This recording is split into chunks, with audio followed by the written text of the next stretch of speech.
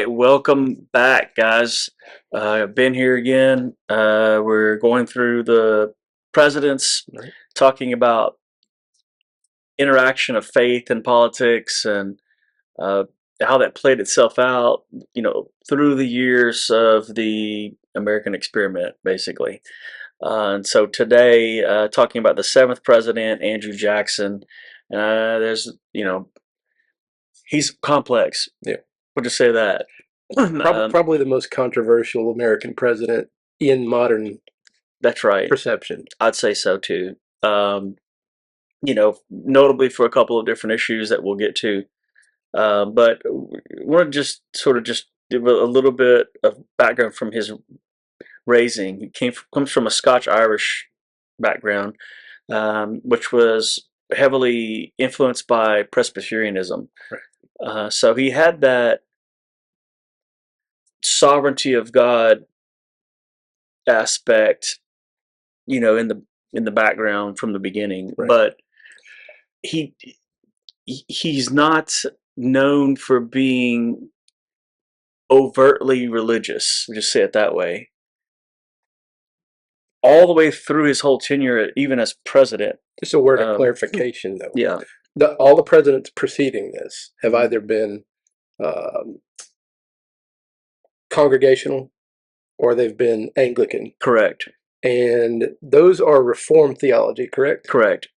But not in the way that Presbyterianism is. It's similar, but Wouldn't Presbyterian be more like a modern it would. Reformed It theology? would. It's more like, and it essentially is not all that unchanged from modern Presbyterian beliefs, basically. Right. So some of the other ideas that are in the Anglican and later Unitarian and congregational movements, those movements have changed over the years. Right. In a lot of ways, especially I think the Anglican movement. Right. And basically congregational, which was Puritan, became Unitarianism. Right.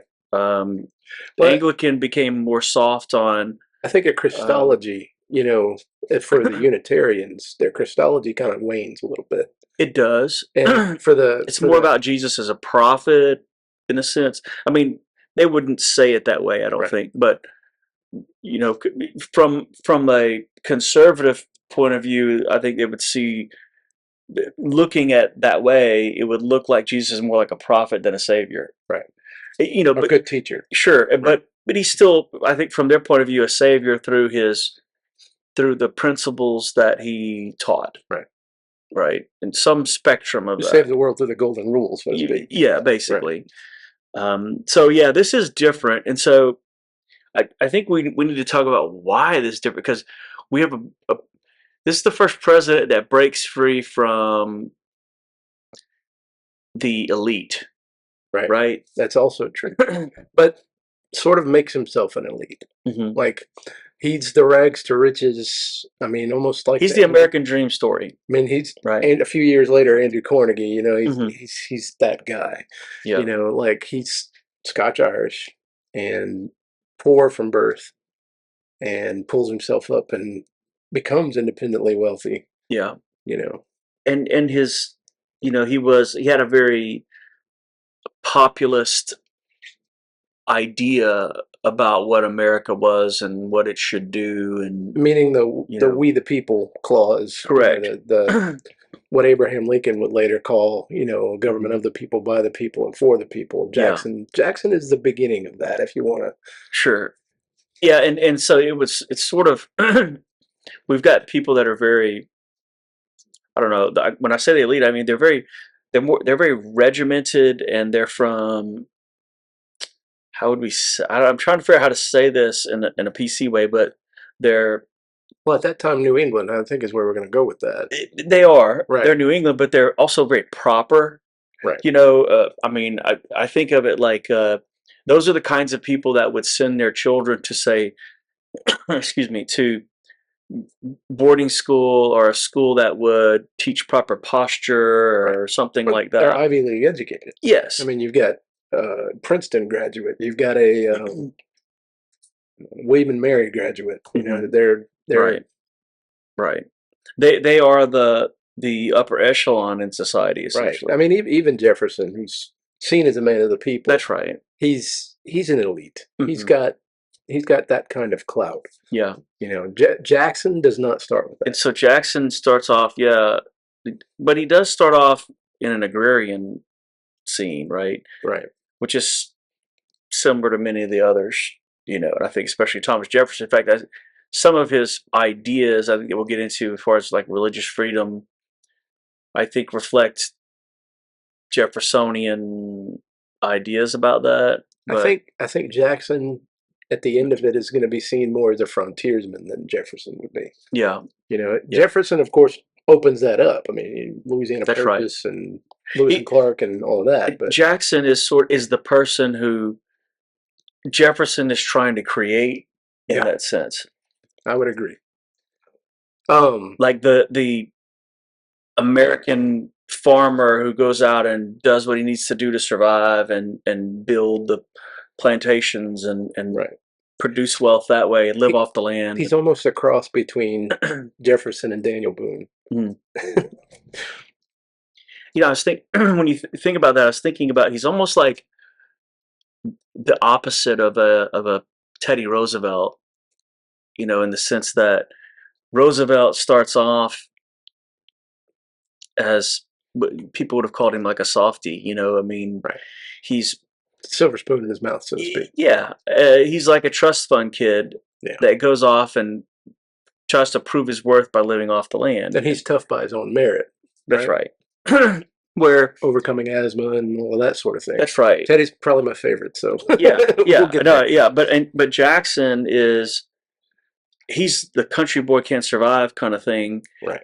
And rises to prominence from diligence and hard work and whatever. And I think that's part of maybe the appeal for why he gets elected. But and the average voter at the time is going to see themselves in Jackson, right? Or they would want to be. Yeah, they hoped that they would be that. It's kind of the thing we're talking about him being a man of the people and a we the people kind of guy. Mm-hmm. Well, who are the people at that time? That's kind of where we're headed. They are him. They are before Jackson, the voters were all landowners. Mm-hmm. Post Jackson and while Jackson's being elected, it's as long as they're a white male, mm-hmm. landowning is not an issue anymore. They can vote. Yeah. And so even your poor white males that can now vote, they see themselves in Jackson. Yeah. So and I think that trigger really is the thing, that changeover from landowner or no, right, is the reason why Jackson the move away from that elitist. Yeah. And I know that a lot of what we're going to talk about with Jackson is going to come off as negative, mm-hmm. but that one thing is highly positive, mm-hmm. because it's an expansion of the electorate. It's a move in the direction of enfranchising more people. I often wonder though what others would have thought of that. Some of the elite leaders that came before, whether they thought that it was a positive or a negative thing that somebody like Jackson would be elected. I think you could probably find that. He's being elected in 1828. Yeah. 28. So he ran in 1824, mm-hmm. lost to John Quincy Adams. Mm-hmm. And Adams and Jefferson were both still alive at that point. Yeah, they were. I'm sure there's commentary about. Yeah, and I neglected to look that up, but I think that I just thought of it. I think that would be an interesting now just conjecture study just to understand that. I would think Jefferson would probably like him. I would think Jefferson would. Now I think Adams the first, I don't know. No, he wouldn't. I don't think he would like him at all, because of the way it goes down with him and John Quincy Adams. I mean, right. That's a no way proposition. Right. That's right. Madison would probably have clear opinions about him, I would think. Yeah. Well, anyway, so what about the sort of, so he's this rags to riches, right? But he establishes himself as a leader prior to being elected to the presidency. What do you think is what's his defining moment? I that mean, that military career. Um, you go back to the Revolution. Jackson's our last president to be involved in it in any way. Now, we say involvement, he's not a full time soldier or anything like that. He's a kid. yeah. But there is a story of him being forced to shine a British officer's boots, Hmm. the officer not liking the way that Jackson did the job, and him offering Jackson a slash with his saber. It's probably where they get the idea in the movie The Patriot Okay. that the British officer would treat someone that Yeah. way. But Jackson carried that grudge about that um, for the British because of that incident. Hmm. And that's really kind of where he gets his start in, fighting Mac, I guess.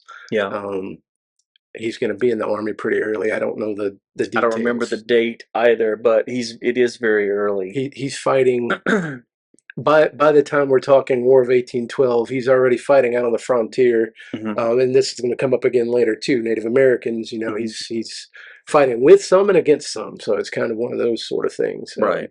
Uh, isn't a road here Horseshoe Bend? Yes. It's kind of interesting, right? Yeah. Horseshoe Bend is one of his first major, Hmm. wins. That's right. We look back on that. It's kind of like William Henry Harrison with Tippecanoe. You look on it, it's more of a massacre than it is a battle.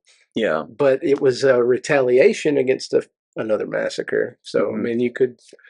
It was a tit for tat thing. It's kind of hard to look at it now and go, okay, well, it's a horrible atrocity. Yeah. When it was going both ways at Well, that it's time. hard, I think, with any of these people when you look back in time, trying to judge them by our standards, and I understand that there is.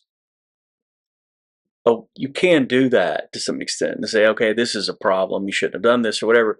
At the same time, it's how far someone can take whatever they do and still survive in that world and be a leader. Right. It's difficult. You know, something that's worthy of study would be looking at Jackson's underlings.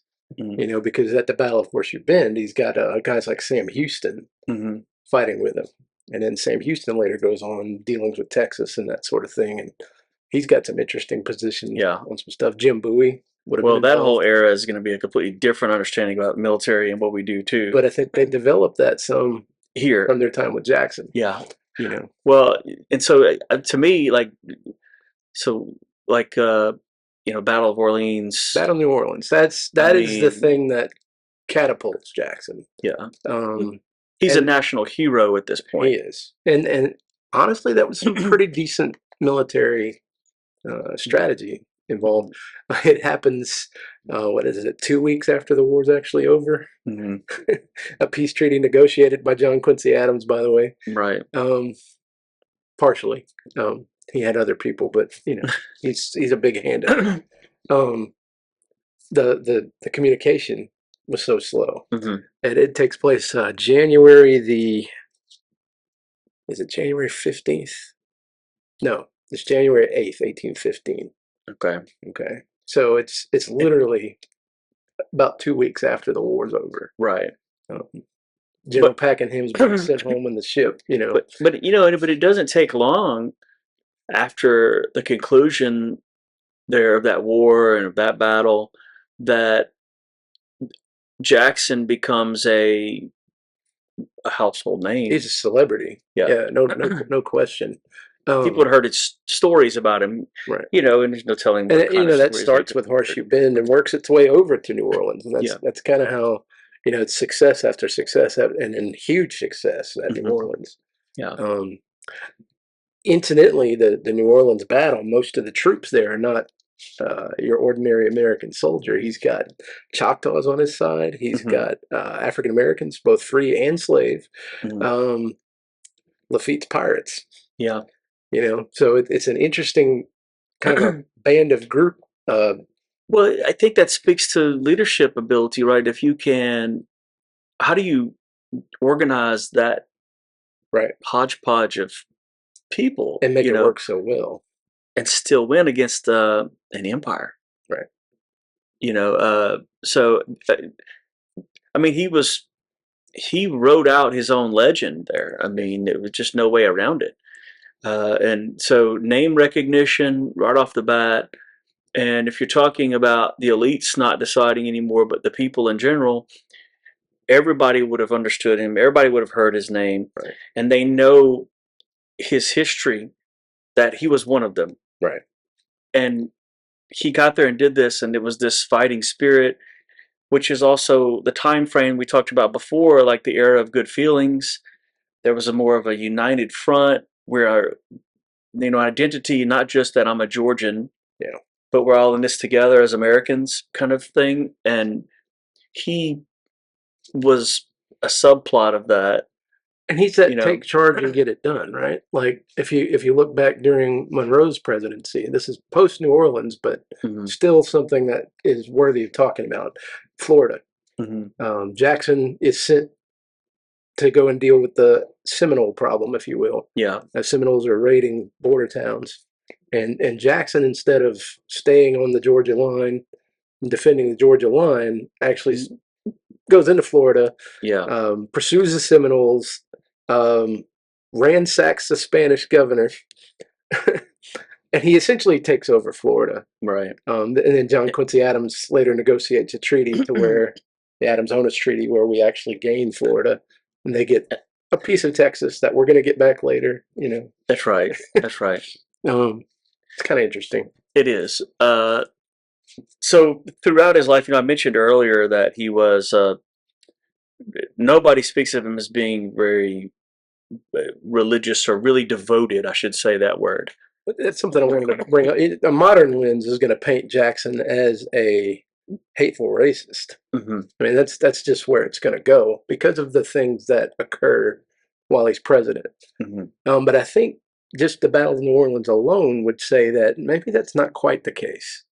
Like, he's not just leading these people, he's working with them, and there's relationships with them. I mean, it's not it's not so cut and dry to label Andrew Jackson. No, like I said, he's a complex individual. He's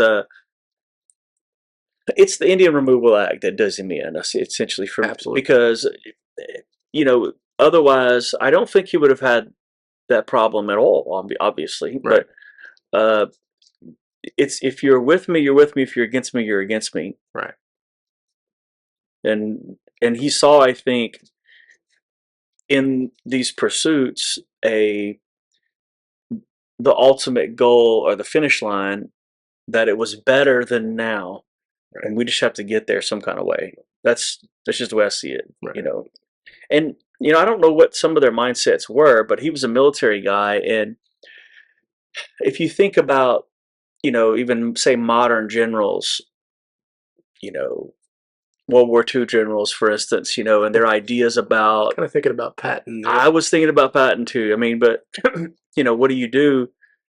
We got to win. We got to just dominate. You run in, you kill them, you get in this thing, and it's over. We're fighting for our people. That's. I mean, Jackson would look at it no other way. In fact, I think later we're going to talk about his view of the Union and what that is. And I think there's some positive to take from Jackson. You have to. It's another thing. Would you argue whether or not? Let's just throw Robert E. Lee out there for a minute. Yeah. Would you argue whether or not he was a Christian? I think that's an interesting question because obviously the slavery thing pops up and you're like, well, he owned slaves, so does that mean no? But then you look at the way the man behaved, the way that he prayed, and things like that. And I think we're going to find that Jackson, although a lot rougher than Lee, he certainly was rougher. He's going to have some elements that we might want to. Well, that's what, and I think that's part of the appeal, isn't it? I think people saw him as an everyman, that. And that if I was there, this is what I would. With Lee in mind, it's a decision I would have made. No one sees Lee as an everyman. No, everybody sees Lee as an elite. That's right. Where it is going to be a defining difference there. That's right. But in spite of the fact that he wasn't devoted, as many would have said at the time, he did attend church regularly. Right. Like he's brought up in it, correct? He's brought up in it. He attends it. He never joined a church until after he was president. Right.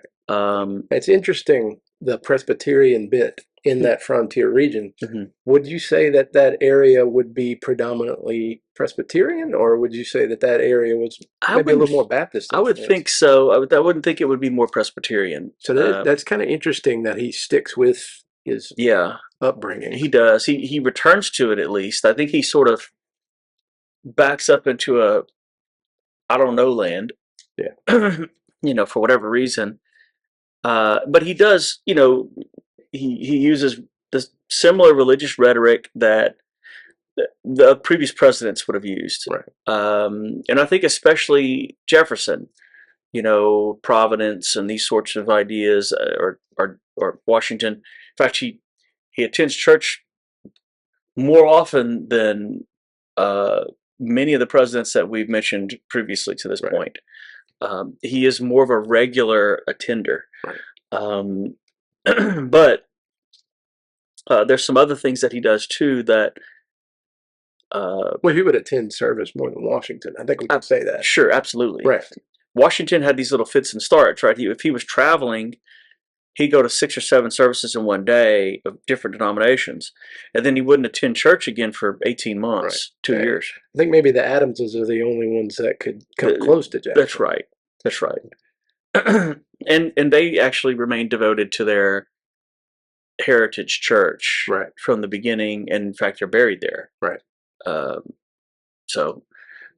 Anyway, but yeah, Jackson ends up back in at Hermitage Church in Tennessee. Tennessee, right?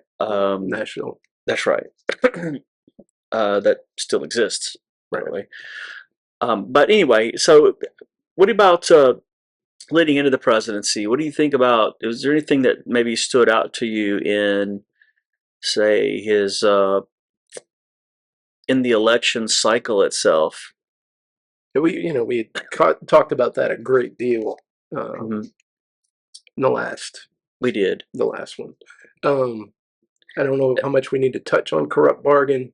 He would have won that election. Yeah, I mean it's the states that allowed the non-property holders to vote all voted for Jackson. Yeah, all of them. I mean the number of electoral votes that John Quincy Adams had. They were all in the North. They were all in that elite section, if you will. Once you started moving south and west away from that region, it was a different world. Look at where Henry Clay's coming from, Kentucky, right in the middle. Yeah, he's known as a great compromiser for a reason, and so he yields his votes to Adams, and it's almost like the middle and the North versus the South, so to speak.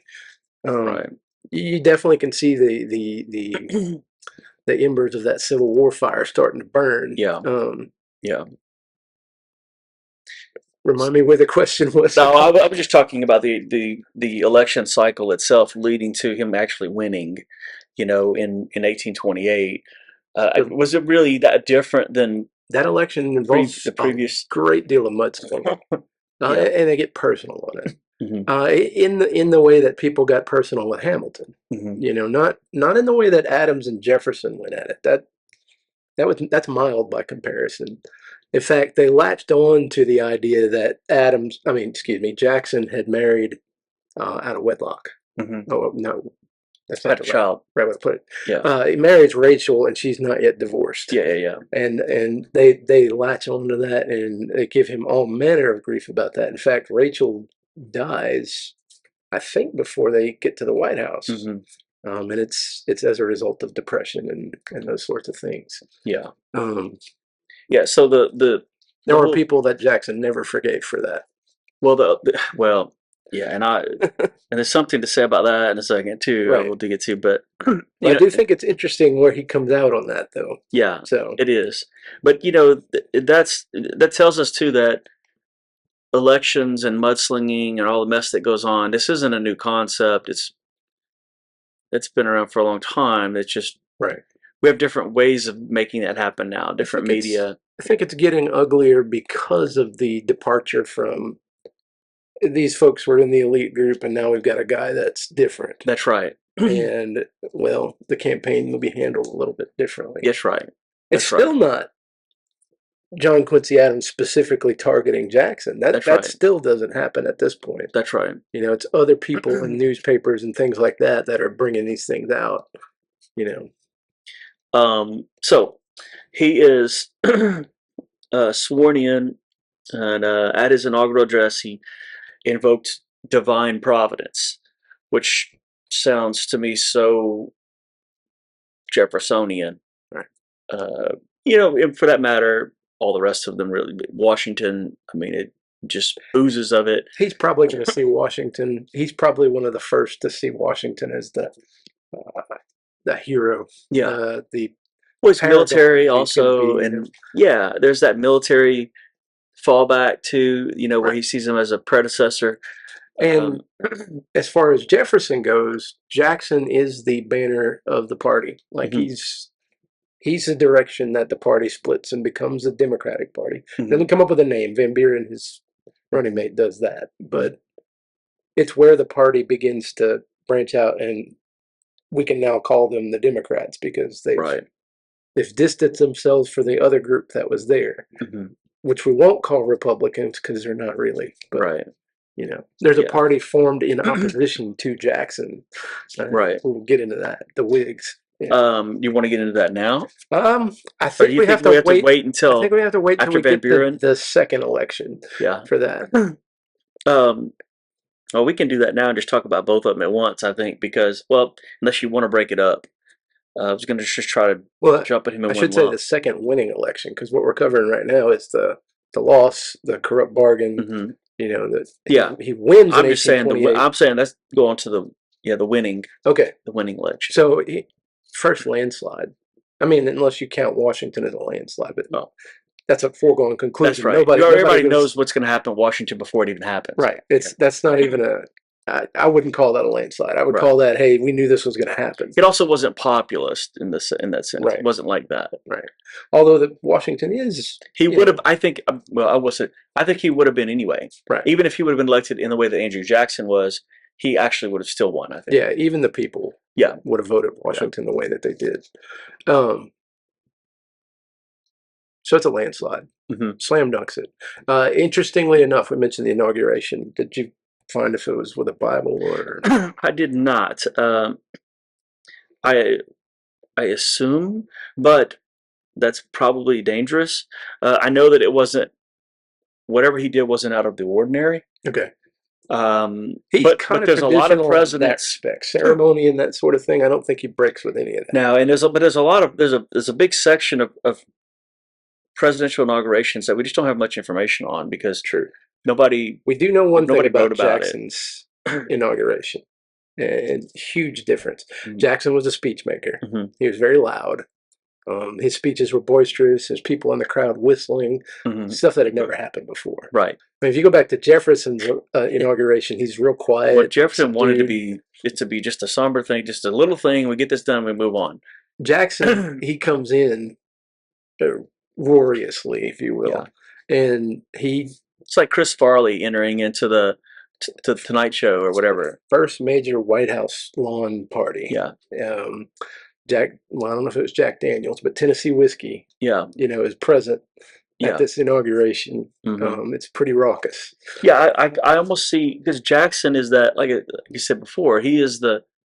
It's like somebody entering into the wrestling arena to Crazy Train or something. I mean, that's the way that I see Jackson coming in this thing. It's a party. They're all excited. They don't care what anybody thinks. Some American patriotic song. Yeah. Just some sort of, heroic. Yeah. It's such a celebration because of the people have won, essentially. Right. That's the way that I think it was felt. Right.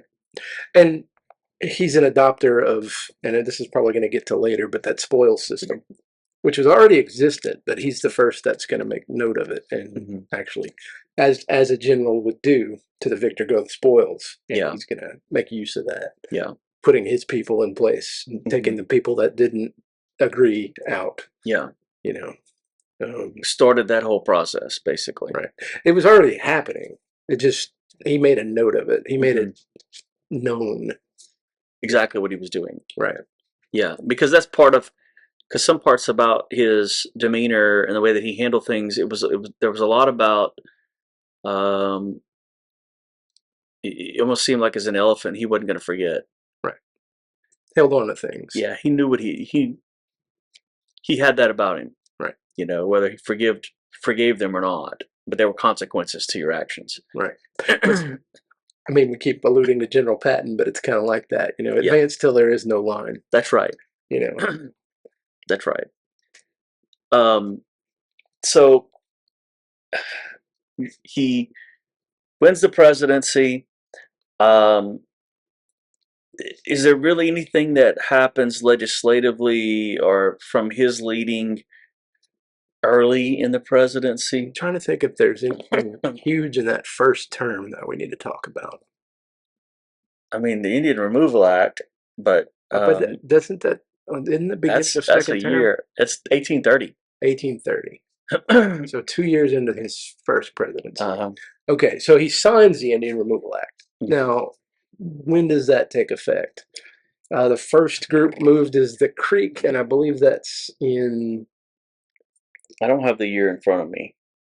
Incidentally, with the Creek, there's part of a reason why they're the first ones moved.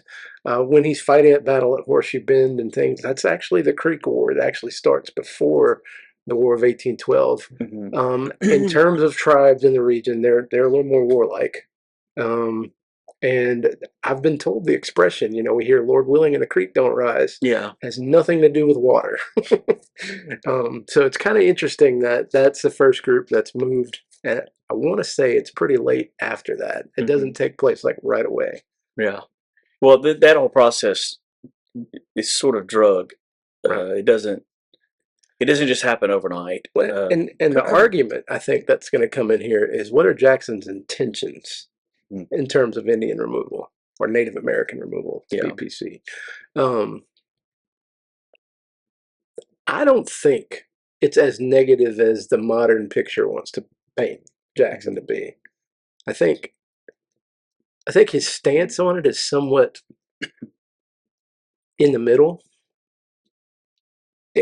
Being like Washington in that, hey, he knows he can't stop the flow of settlers. Yeah. But hating Native Americans, I don't think that's quite a thing. I think I don't. Yeah, I don't think he had that view. But he did have the view that many of the presidents so far have had, in the sense that I have to, you know, where you see presidents, right, writing to them saying, "Look, I have to listen to what my white children say, right, and this is what we have to do." He wouldn't. You know? In fact, in the letters, Jackson doesn't greet them that way. He doesn't say "my children." He says "my friends." Yeah. You know, and in that particular letter to the Cherokee, he makes the comments, "My friends, you can't exist where you are now." Yeah. Well, also, I think by this point, we've gotten to the point where it is absolutely established that the Native American groups, tribal groups and affiliations, are to be treated as foreign nations. Yeah. Definitely, that is definitely there. And I mean, we've been at war with them at this point. I mean, like going all the way back to Washington. Yeah. Different tribes at different times. And even in those wars, you have tribes that are on both sides of it. Right. That's the only way that you can sign a treaty with someone, is that they're a nation, right? You can't sign a treaty with just a couple individuals. It just doesn't work. Right. It's legally, it needs to be another nation. And so that is the way that they have been defined. Right. And so it's like you're fighting a war against that nation. And it would have been, I think, no different if it was, you know, Canadians or well, and I think the reason Russians the or whatever. Cherokee stand out so much is they're trying to work within the system. Well, they are. I mean, that's what the whole thing is. The Cherokee Nation is a groups. There are groups of Native American tribes. A lot of people don't highlight this, but the Seminoles, so were the Creeks, would have been one of the early ones for Jackson. And the thing about the Seminoles is they actually resist removal. And there are Seminoles that remain in Florida because they did not, you know, they didn't. They figured out a way to do it. Down to this, right? Right. They fought back. There's, I want to say there's 5 Seminole Wars. I could be wrong about that. There's a bunch of them. Yeah. Yeah. So here's the thing about it, though, that's interesting. So he did have people in his ear to that were against the Indian Removal Act at the time, because it wasn't only everybody that thought that, and the people that were Christian missionaries. And that's the thing why it runs into a thing for me about, you know, what his faith was at that moment, what he believed. But he spoke a lot. He started speaking a lot about the nation's destiny. Yeah. Right. Yeah. And we don't have the term yet, but the manifest destiny is it's coming. Ushering in. It is coming. I think Jefferson, arguably, though, he did kicks that off. Yes, but the roots of that really though are puritanical roots, right? Well, they go all the way back to the king issuing the proclamation in 1763. That's right. Hey, you can't go west of here. Well, we just fought a war over this. Yeah. This Ohio River Valley, we fought for this. Why can't we have it? That's right. And that's where that. Yeah, and this whole thing is starting to march ahead, and I think as winds started to build up, and they began to see themselves as their own people, this vision solidified. Right. Right.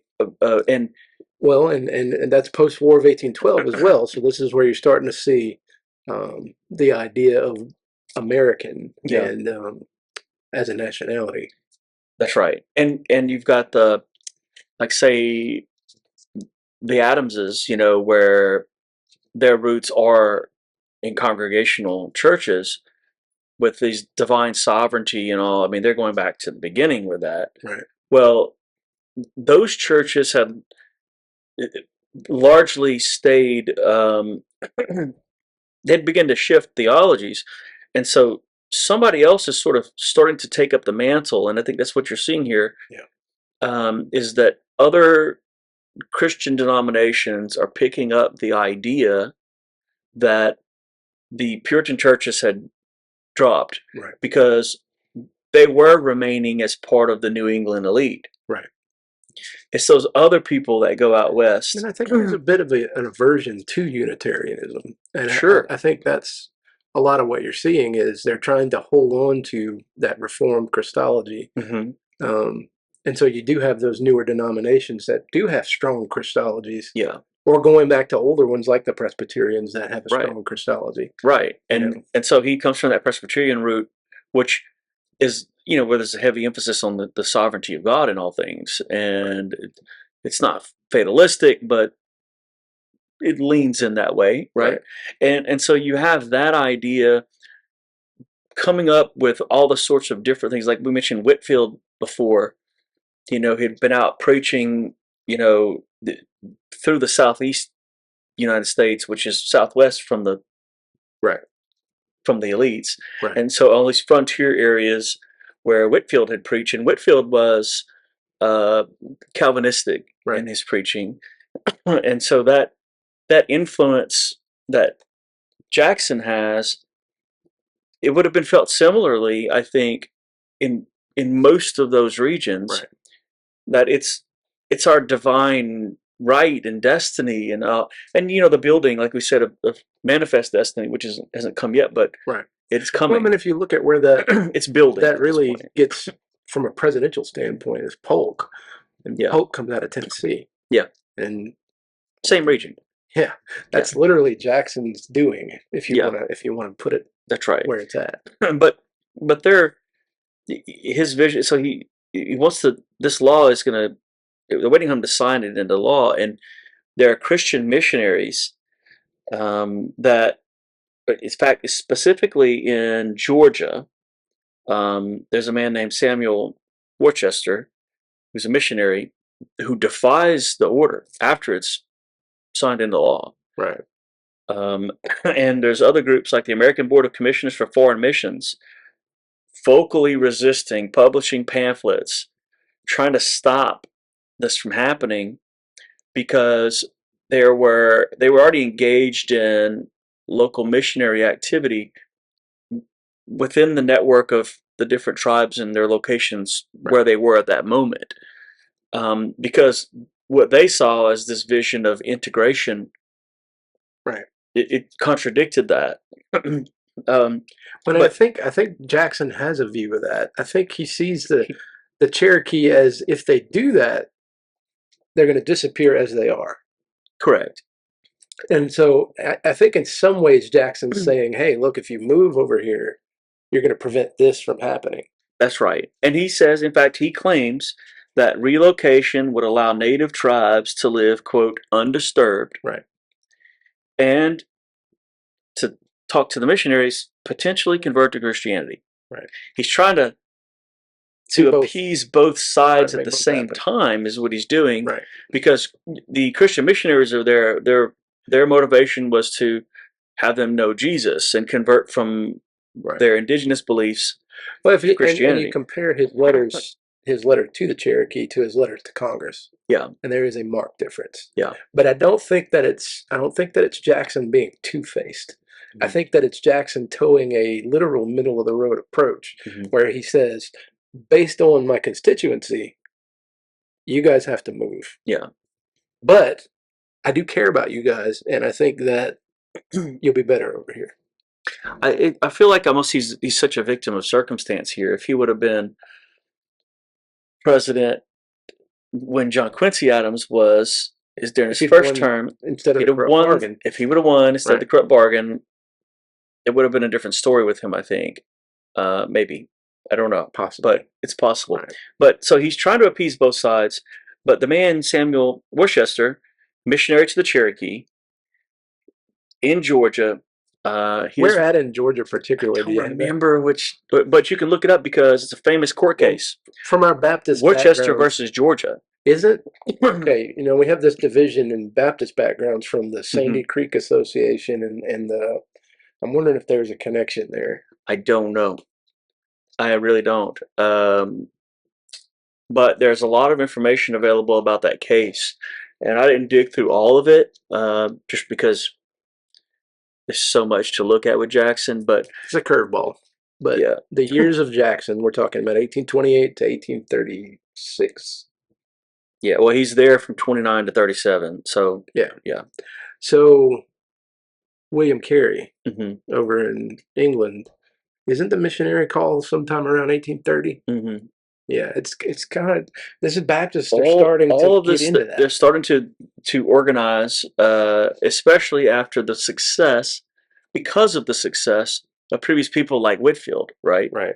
So it shows, wait a minute, we can organize and send people out and people come to know Jesus, right? And so you have the formation of all these different missionary groups, right? Like the one that was the American Board of Commissioners for Foreign Missions, who's newly made, right? Who says, don't move them, just don't do this. And I think that's part of, the dilemma here of for Jackson. What do I do at this moment? Because he does have that mindset of this divine providence, the idea that God is behind what they're doing. Right. At the same time, these missionaries are telling them you shouldn't move them. But they tried to enforce the order. A man was arrested, and it leads to this famous case, Worcester versus Georgia.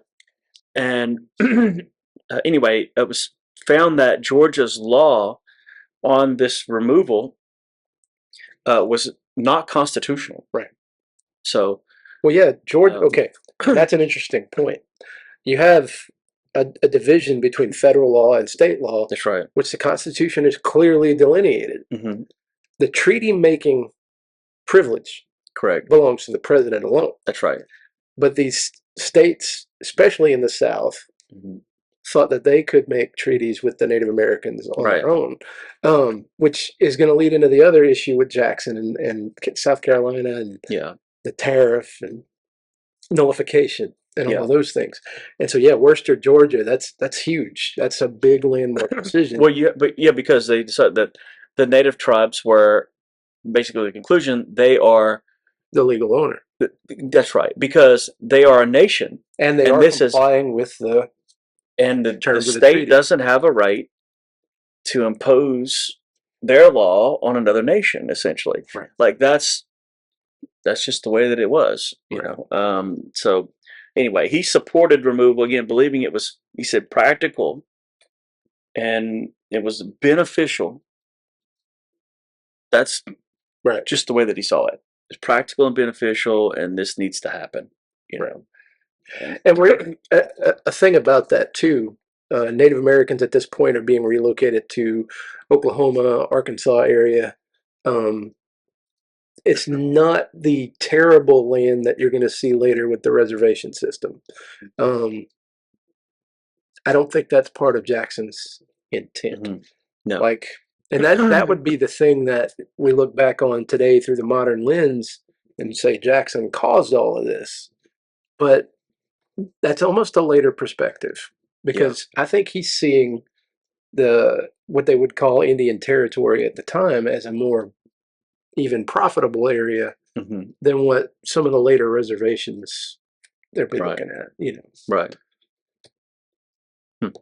You know, and so that's the thing too. You know, as far as the way that it was carried out and how it happened, how much of that responsibility do we put on Jackson directly versus the people who were involved? How successful was the bill in passing Congress? That's a fair question. Yeah, I mean, because it seemed that there was such a mix of uh, people, but at least I'll say this from faith perspectives, at least there was a mixed. It was a mixed review, a mixed bag. Right. But I don't know that translated to I want to say congressional votes. It was pretty overwhelming. Yeah. In favor. Well, every time so far that there's been some treaty or some movement, some whatever that was going to benefit the American state versus now with that anybody else. Respect, I think that Jackson is one of the early presidents to start using the power of the president to influence legislation, and I do think the Indian Removal Act is partially his responsibility in that because I think he's the one that makes the request. Yeah. Well, and then also, you know, we were talking off here before about there's an interesting book. It's called White Trash: 400 Years of Class History in America. It's written by an LSU professor, actually. But anyway, interesting book, and it's personal writings and such. But some of the stuff that goes on the trail, man, is pretty rough, right? but it isn't.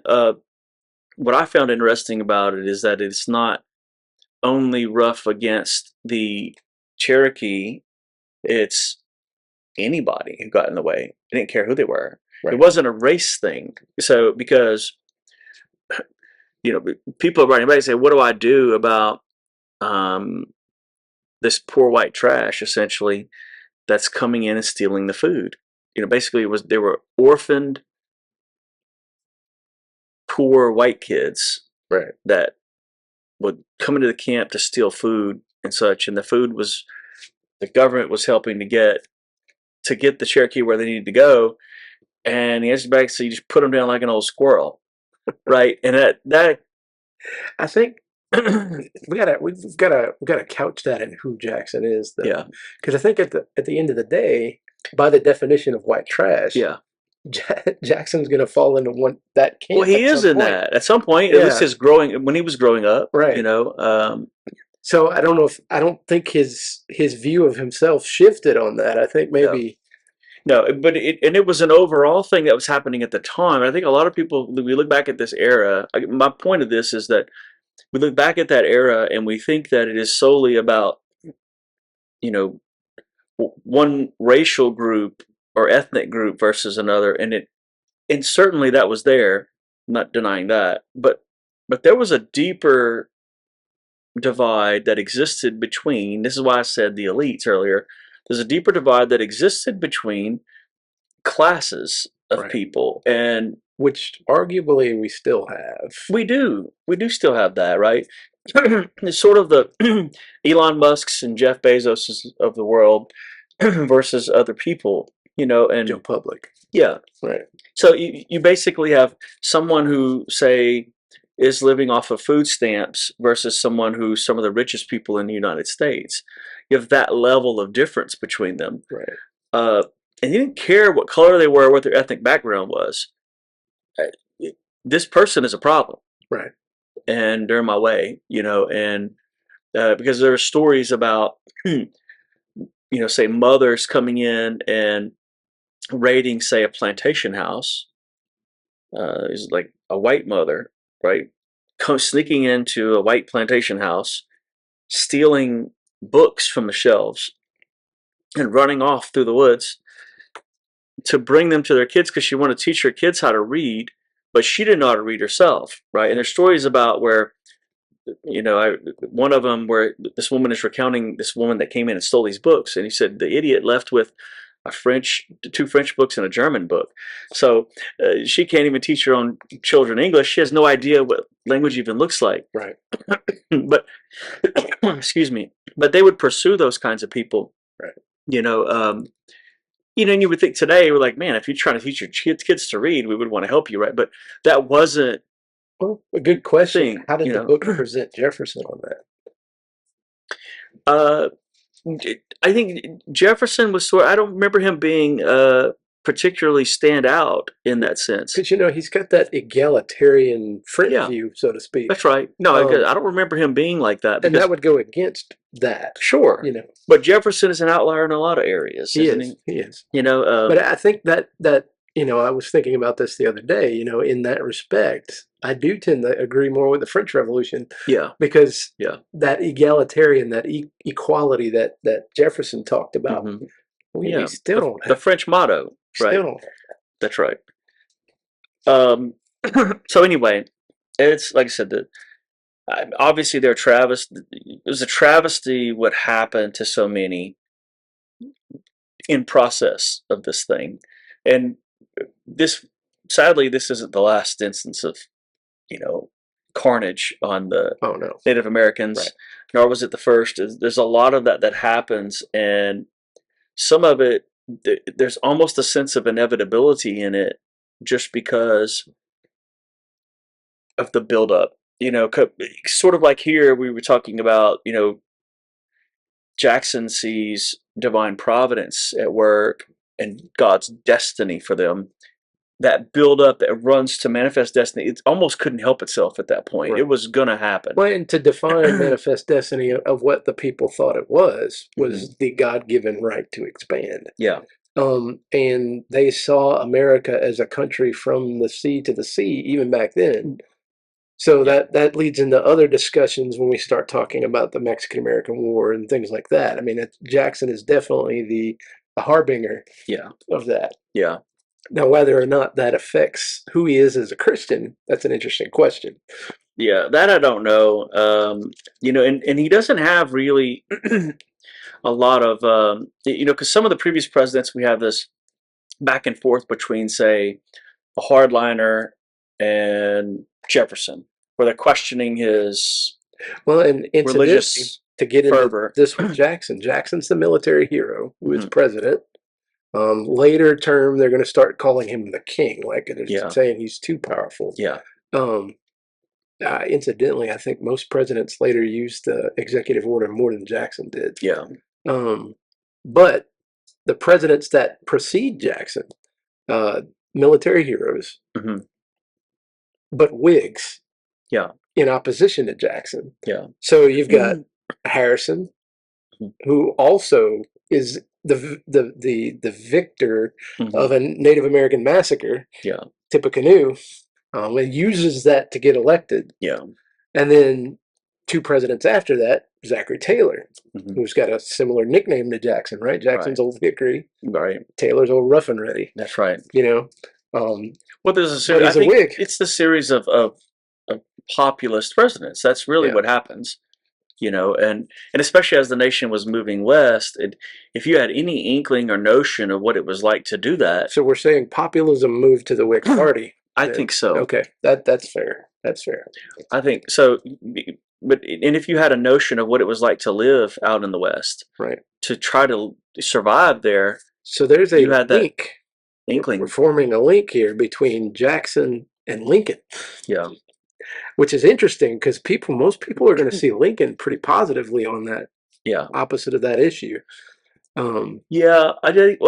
I do. I think that but that's just because of the way that it worked out in really for his death too, but for the Civil War. Right. I think otherwise, I don't think you would have had He's one of the few no votes to the Mexican-American War. Lincoln is. Yeah. And that being said, though, starts out as a Whig. Yeah. And which is the party in opposition to Jackson. Yeah.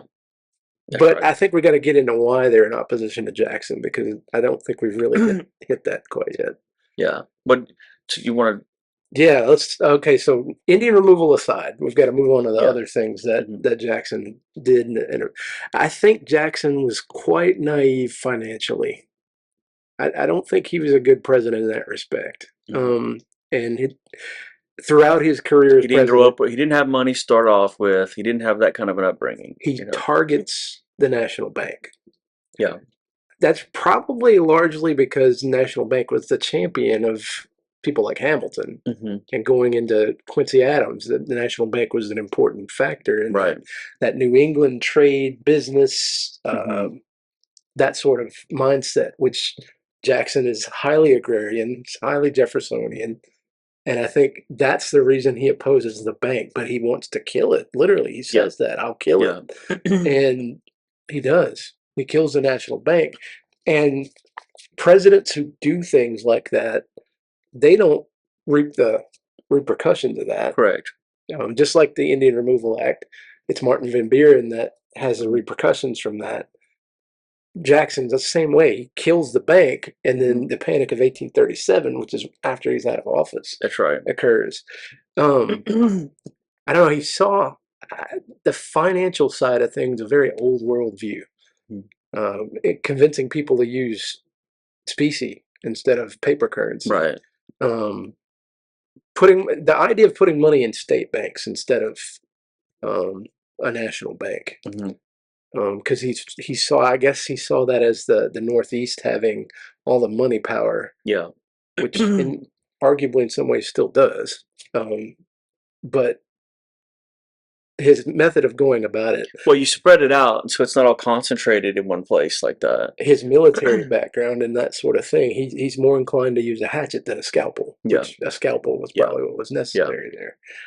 And I feel like he kills the economy with his behavior on that. I think it was misguided. I don't know how that reflects on Christianity. Yeah, I don't know. I don't know either. But in another area, he has a really strong view of union. The Tariff of Abominations gets passed. It's one of the last things that John Quincy Adams signs off on. And why Adams signs it, it's debatable, right? But what ends up happening is the tariff purpose is protective. To protect northern manufacturing. The South sees it as an affront because they're dealing with Britain and France and all the other countries with their cotton and these things. And they see it as, oh, well, we're going to have to pay this tariff because we are we're bound to trade with those foreign countries. And I mean, it's interesting in light of modern politics, but the tariff, Jackson reaps the benefits of Adams signing that. And there are southern states, specifically South Carolina, that are threatening to nullify the law, which means that they would say it's good nationally, but it's not going to happen in our borders, South Carolina. They perceive that they had that right, because if you go back to the way that Jefferson and Madison handled the Alien and Sedition Acts, they went through the state courts and the state method of dealing with it rather than the national government actually coming to terms with that. Right. And so South Carolina has developed this doctrine of nullification that, hey, we can ignore a law if we don't want to follow it. Yeah. And they try it. And Jackson basically tells them he's going to send the army down, just like Washington would have done with the Whiskey Rebellion. And he was prepared to, literally, he says, I'll hang all the leaders from the nearest tree. And that's just that Jacksonian. But I think the good point rhetoric in that, though, is he believes in the Union. Yeah. In the same way that we're going to later see Lincoln. That's right. And I think and Lincoln sort of pulls out the stops too to keep the whatever he needed to do to he keep the. literally breaks the Constitution to make it happen. Yeah. I don't think Jackson breaks the Constitution, but I do think he sees the Union in that same light. Yeah. That you can't threaten the Union. Yeah. The Union has to be foremost, because it's what benefits the rest. I think he does see slavery as what most Southerners would call it, the peculiar institution, and that, yeah, it exists in the South, but it really shouldn't go. Yeah. It really shouldn't go further. I was thinking also about proclamations of national days of prayer, and that's he is pressured to issue one in 1832 because there was a massive cholera epidemic. People were dying all over the place, and he refused.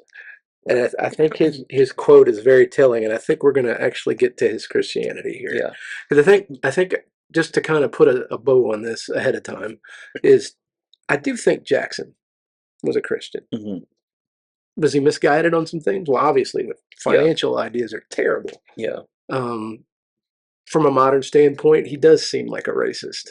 Yeah. But that doesn't mean he's not a Christian. And I think that's where, if in any way this is an apology for Jackson, I think this is it. He makes this quote to that. He said, "I could not do otherwise without transcending the limits prescribed by the Constitution for the president, without feeling that I might in some degree disturb the security which religion now enjoys in this country, in its complete separation from political concerns of the general government. It is the province of the pulpits and the state tribunals to recommend the mode by which people may best attest their reliance on the protecting arm of the Almighty in times of great distress." Now, the Almighty, that's a little bit stronger than your... it's something you would have seen in Washington.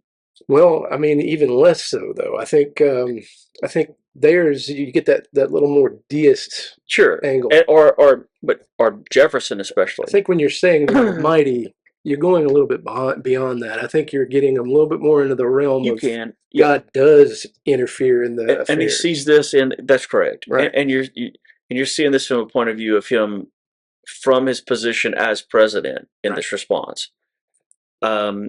He does not issue any orders of prayer during his tenure.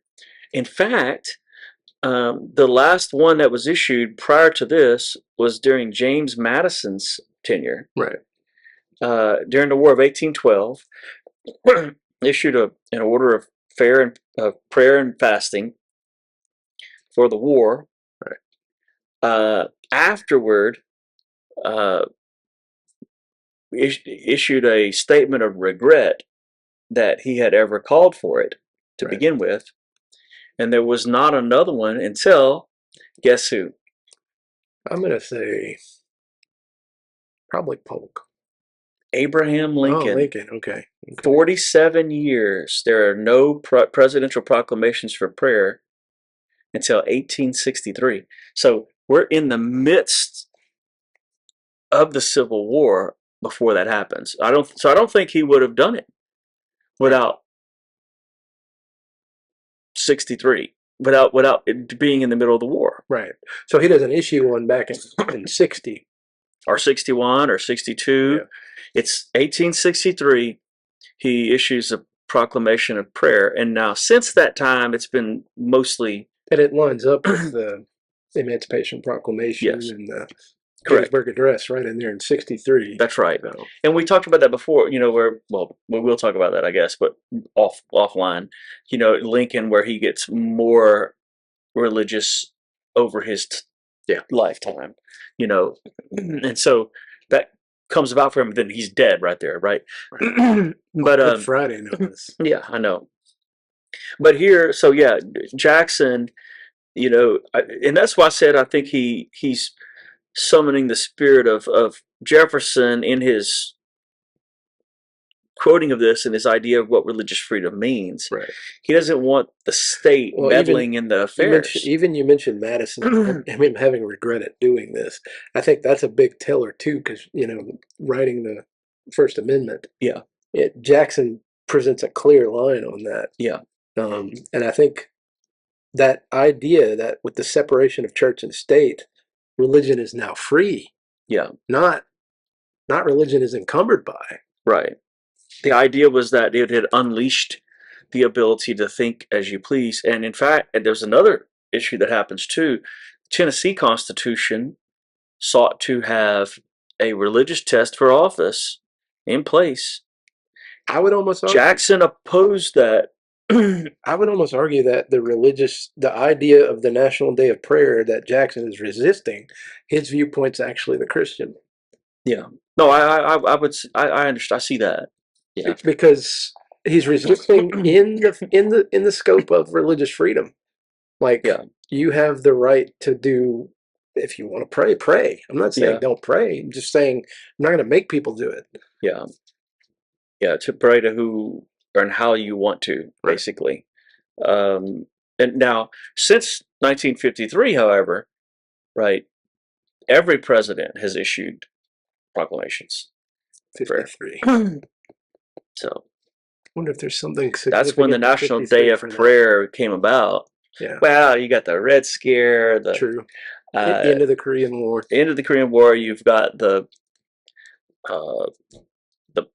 pledge, money, everything else. We've got this. It's really about communism. I feel like it's an anti-communist time, and so there's the insertion of God in lots of things to,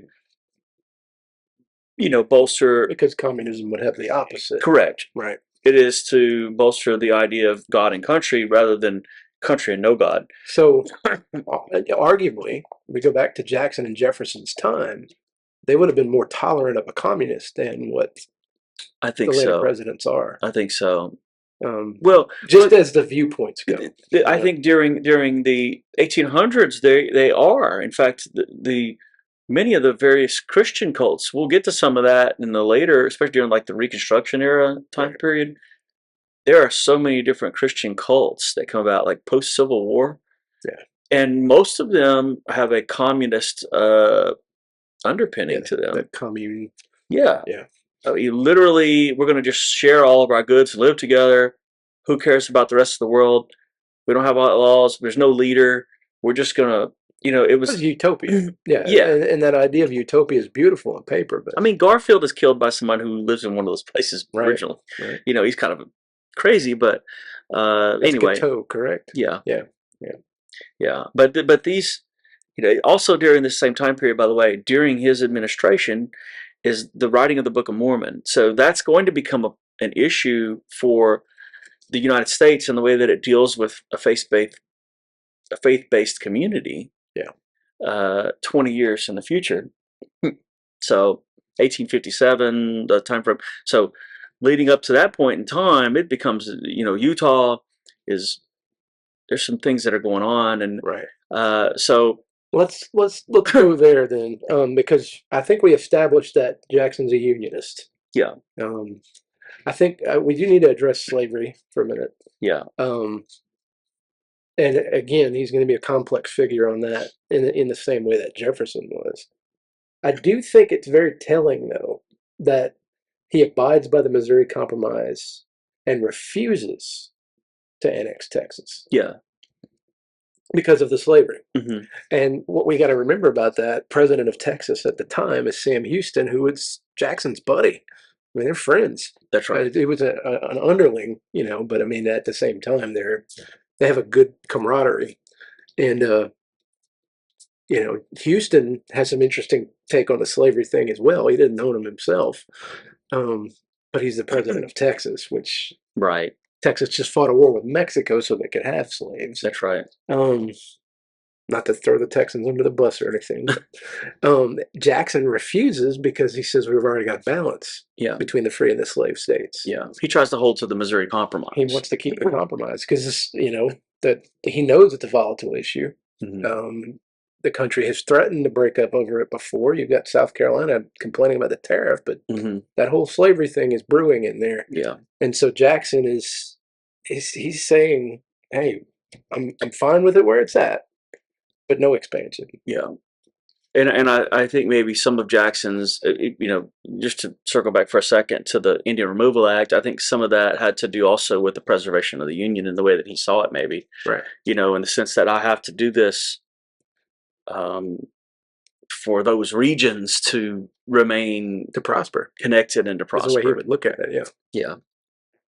And so we move them outside of the actual area where we're preserving the Union, and we keep it preserved, and I think that he saw that as a higher calling maybe than Right. Well, other that's the things. manifest destiny. Yeah, It is. And manifest destiny arguably leads to what causes the Civil War, which is when the Missouri Compromise breaks down. Right. And you take the Louisiana Purchase and you start saying, all right, we're going to do it this way because this works better. And then 1850 comes along. Hey, California's going to come in as a free state. Yeah. Henry Clay again. Yeah. And we'll talk about that. But yeah, I think Jackson ushers in what causes that, but he's in opposition to diverting from the plan, if you will. So any other big issues that we want to tackle? Otherwise, I have a few things I'd like to pin on the end of it here to put a bow on Jackson. Jackson comes off as a violent guy. I mean, his life before the presidency, and he may have been a violent guy, actually. There's duels, but we look back at Lincoln, same thing. Yeah. He's accused of murder a couple of times. Whether or not he did, yeah, or whether or not he's justified in what he's doing, that's another question. But I think Jackson kind of comes off like David in that respect. Yeah. I mean, I think he's a frontiersman. He's out there doing the things that are a little rough around the edges. And that's kind of what I feel with him, is that if you would have picked a random fella from that time that was from the edge of the frontier and said, you're the president, but also endowed him with military expertise and very good leadership skills, you get Jackson. Yeah. That's, I think so that he would have, anybody else would have said, well, I like the decision he made. I'm not saying that means all the decisions he made were correct, but that leads to that discussion of, hey, Jackson he's a two-termer. Yeah. And two-termers are always seen as they're doing what the voters want. Well, and you look at John Adams, right? Yeah. I mean, one-termer. Yeah. They're doing what the voters want. Yeah. That's the clear answer to that, is anybody who's been elected to a second term obviously pleased the electorate in such a way that they were willing to do it again. Right.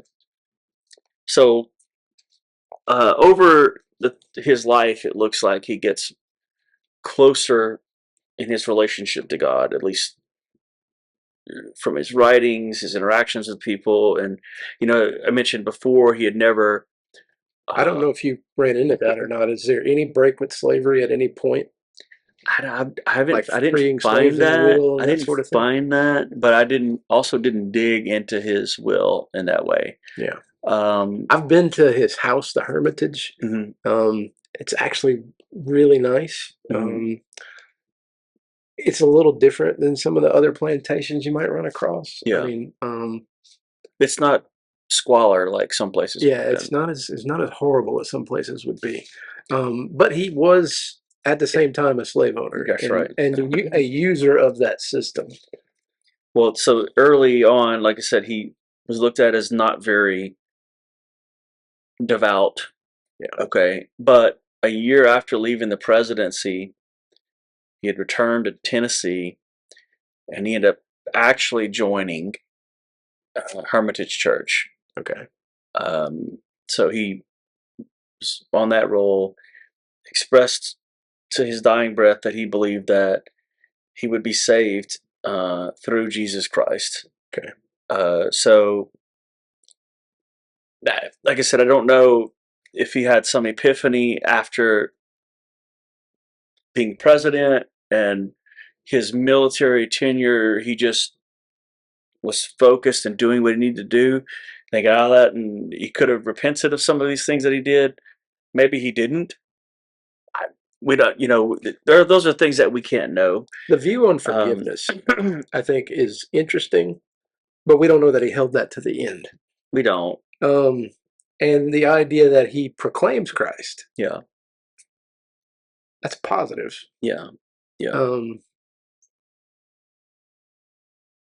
I think we're going to come down on it similar to the way we did on Jefferson, except that I think you would argue that Jackson is a Christian. Yeah, I don't think I would have any doubts on that, even if he's one who's in error or doing things he shouldn't have done or whatever. To some degree. We are, but I would still say that, at minimum, he did have faith in Christ, and he saw that religious liberty was of the utmost importance, so much so that he didn't want to do something that could have disturbed that. Right.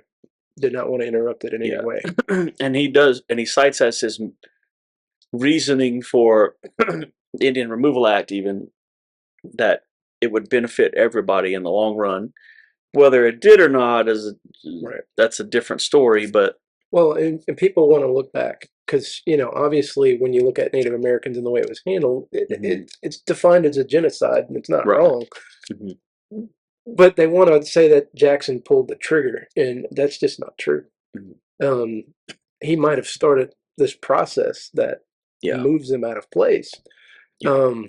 But the treating of them in the way that they were had been going on for a long time. Mm-hmm. And then the development of the reservation system and the things that came later, they're derivatives of what Jackson did, not what Jackson did itself. Right.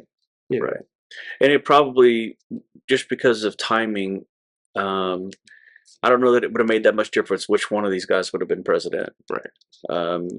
It may have led to the same result. Politically, at the end of the day, do I support his removal from the $20 bill? I don't have a problem with it. I mean, I think that you have an opportunity to represent some people that have been underrepresented. Sure. I don't care if they have a head on there or no head on there, honestly. Right. And Jackson's been on there a while. Yeah. I don't think he needs to be defamed in any way, but I think that I'm not opposed to that. I mean, I see how the play saved Hamilton instead of Jackson. Yeah. But yeah. But overall, that's the thing. At the end of the day, no matter rightly or wrongly, whatever label or story sticks to a person during their life, that's who they are. Right. And well, and during his life, I think he would have been. That's what happened to him. For most of the constituency, as a hero. Correct. I think that it's only future reflection, looking hindsight, back. Right? And then not only hindsight, but hindsight looking at it from really the entire populace is culpable for what Jackson is guilty of. Yeah, that's correct. That's why I said you could have chosen any person at random. Right. They would have probably done the same thing. You would have had a Jackson. Well, I think for some of the people we're going to talk about too, there are darker, more like Hulk. Yeah, just there are people who like purposely do things that are, and I don't know, and we can't obviously know the intention of everyone's heart and all their decisions, but some of them, it's quite obvious that they did it on purpose. Yeah. And we know that, but I don't know with Jackson that you could say that. I don't know that you could say that it was, he intentionally wanted to harm in the way that he did, Right. I think he did intentionally want to manipulate interest. When you think about no doubt about that, the bank and the way he handled that, no doubt about that. But that's going to be true of any one of these. And the use of the spoils system. Yeah, putting your people in places, and whether they're qualified or not, that does lead to the civil service reform and things like that. That's right. That's in spite of him, not correct. Because of him. And the ball is rolling now for some of the things that we're going to be able to talk about with some of the future presidents, and the way that politics marches forward in the March West. Right. And the way everything unfolds. And again, in the background, Mormonism is boiling up. And we're going to be talking about Baptist expansion. To Jackson, because, the Whig Party's formation. And that's right. And honest, they're just as much proponents of westward expansion as the Sure. Democrats Yeah, are. I don't think one of them are more guilty than the other in Like that. they're involved in it. It was going to Taylor gets happen. his fame in the Mexican-American War, It so was going to happen. Winfield Scott runs on a Whig ticket, and he's in the Mexican-American War. Yeah, that's right. So anyway, I think we're going to put a bow on him and call him done, and we'll deal with Martin Van Buren next time, which would be the little magician. Yeah, be interesting to talk about him because of we have a switch of geography again, essentially. Sure. So, and of faith, we get another new one. So, well, and which is similar to the I Jackson, don't know if we want to argue the most reformed, but probably at one point at least. Yeah. Right.